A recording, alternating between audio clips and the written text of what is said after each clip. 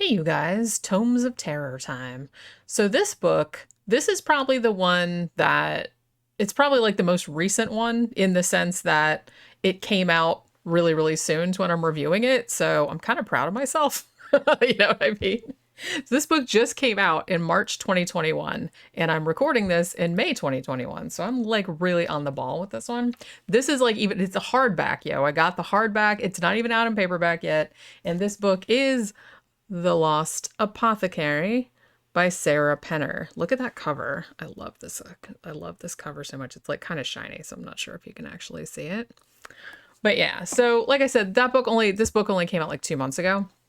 And I've been hearing like so much buzz about it, and I saw like all these reviews and everybody was like really excited. It was, I saw like a bunch of booktubers that were kind of like, it was on their list for most anticipated during the year, and the premise for it sounded really, really amazing. And if you know anything about me, you know that I love shit about poisoners. Like, I don't know why.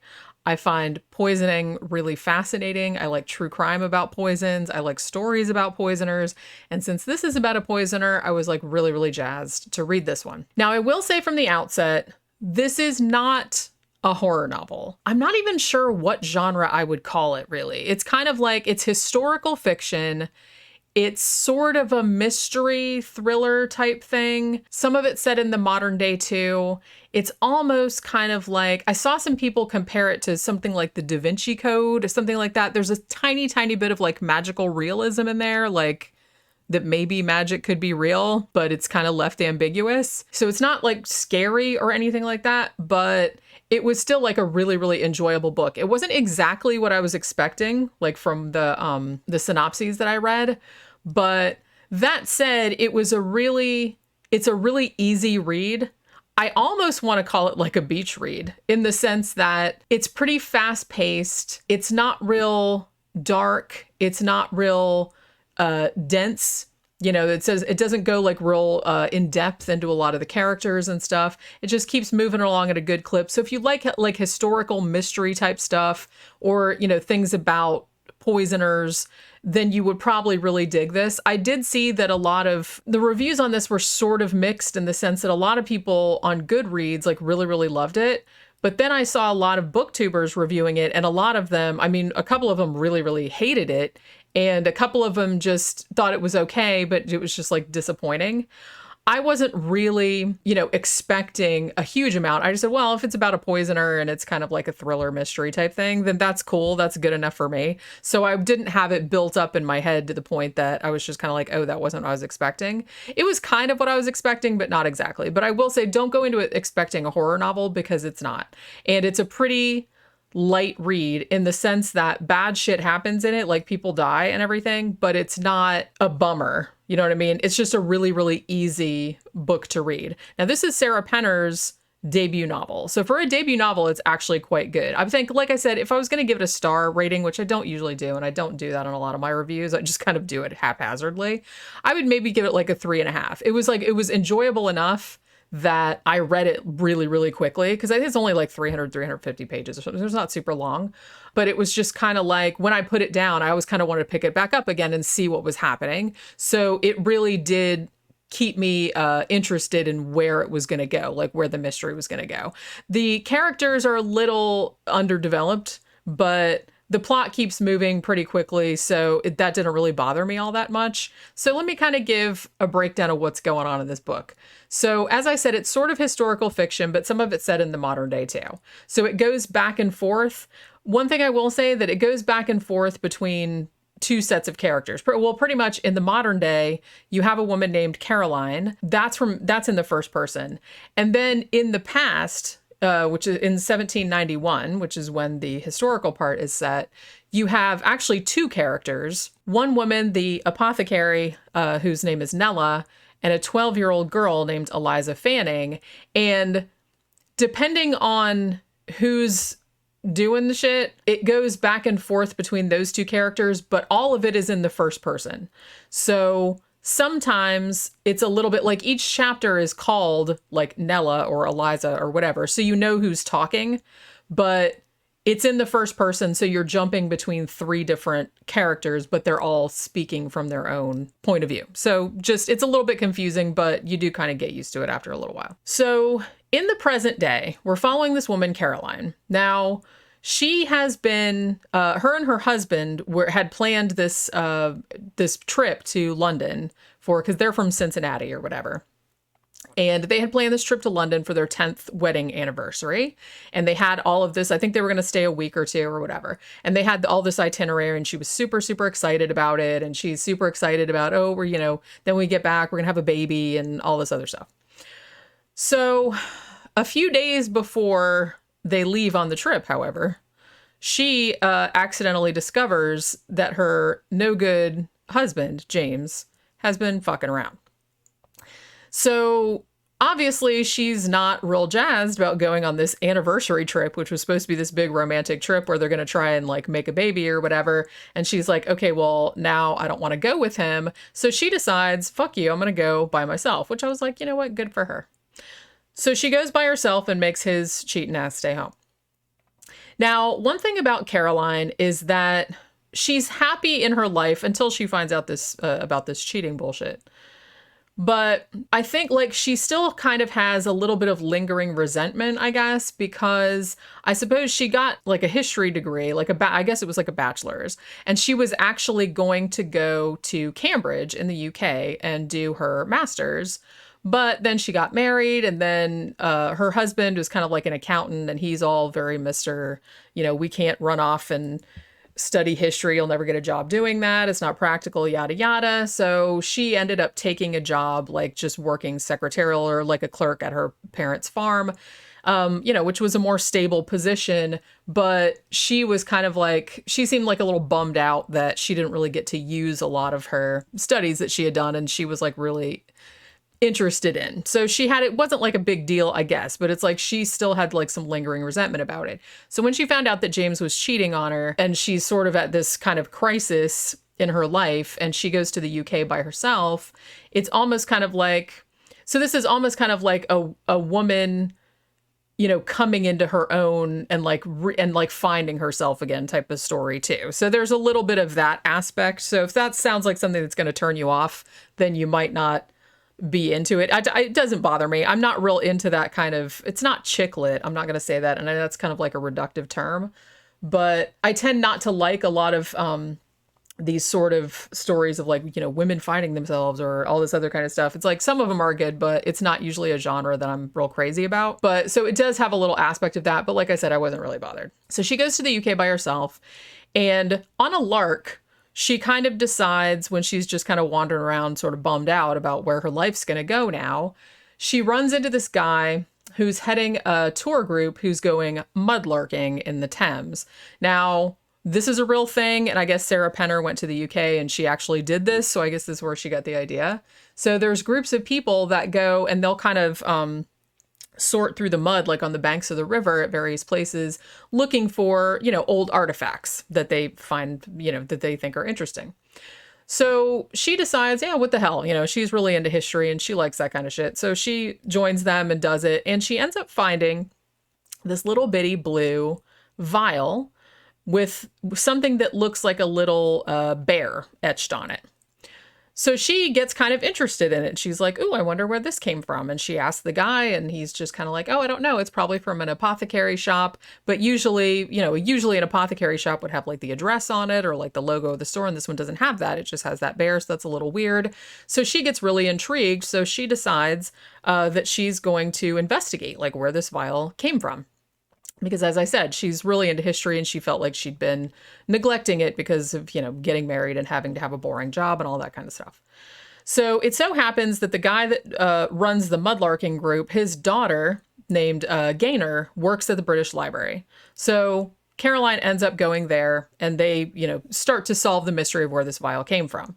Now, this whole time, like while this story is going on, you're also going back in time to 1791 to this woman who's, I guess she's like a middle-aged woman. I don't really think they say like how old she is, but she runs an apothecary shop. Now her mother owned the apothecary shop, and her mother, all she did was make medicines, like, you know, for women. It was an apothecary shop specifically for women. You know, she would have all kinds of tinctures for, you know, I think she did like some magical shit too, but, you know, mostly just stuff for like pregnancy and, you know, your menstruation and all that kind of stuff. So it was like a woman specific type of thing, but she was a healer.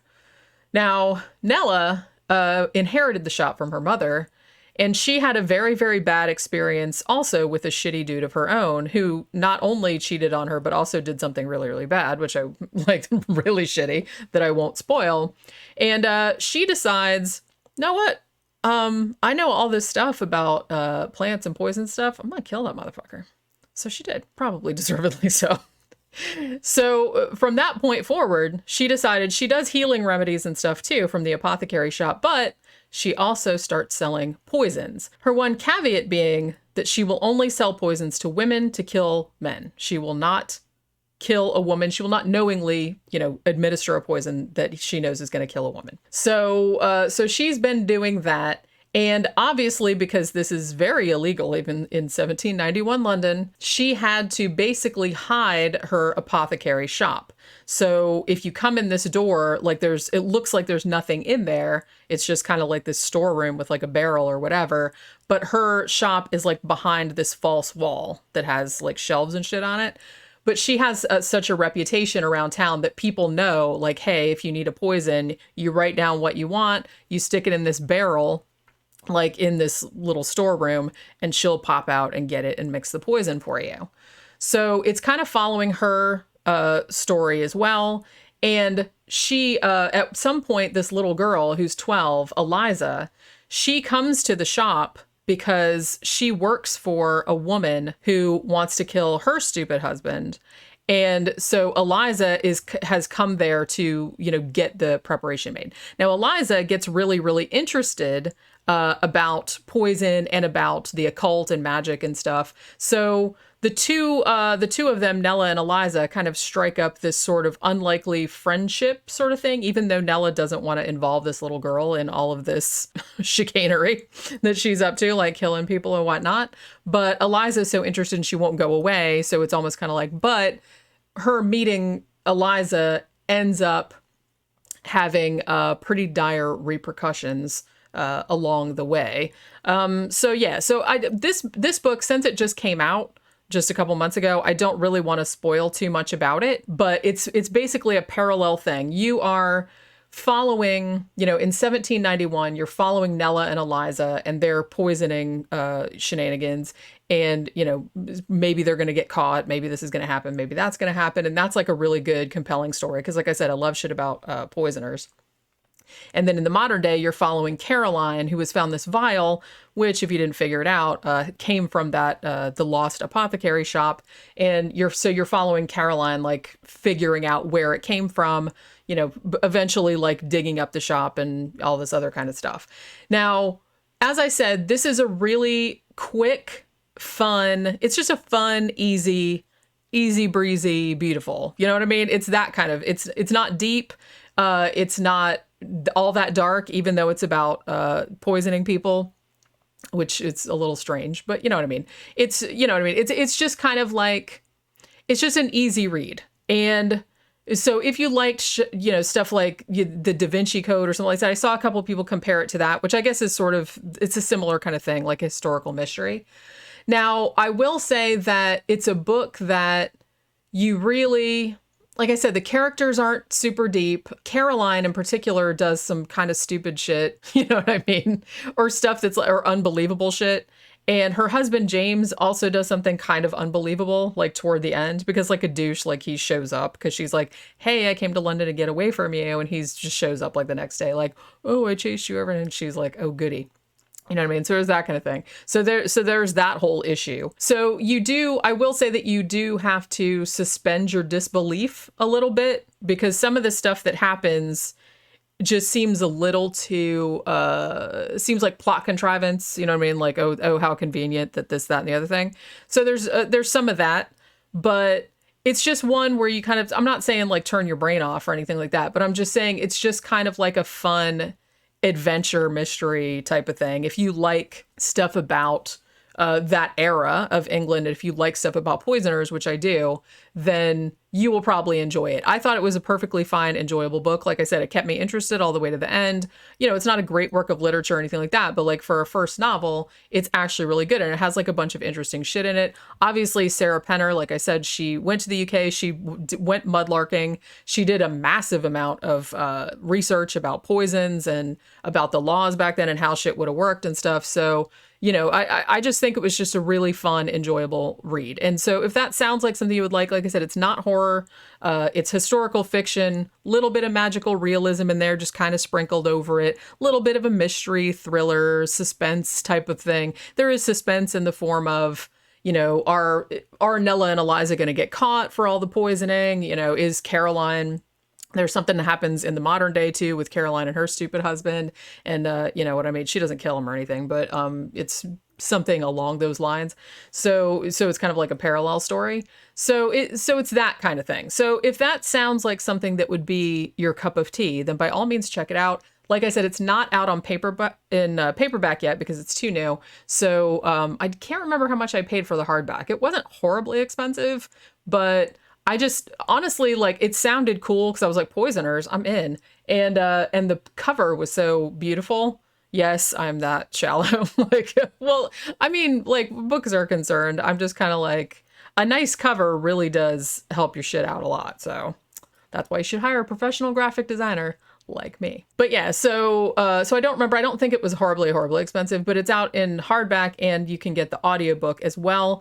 I've heard the audiobook wasn't great, but I don't really know because I can't really get into listening to audiobooks. It's just my mind starts to wander like when I'm listening to other people talking. So I can't really concentrate on what's happening. I have to have it in front of me and like I have to read it and like have it going on in my head. I can't just listen to somebody else telling it to me. So I know that's weird, but I know some people like to listen to them, but I don't know. So I don't know if the audiobook is any good or not. I've heard it wasn't good, but that was just from a couple people.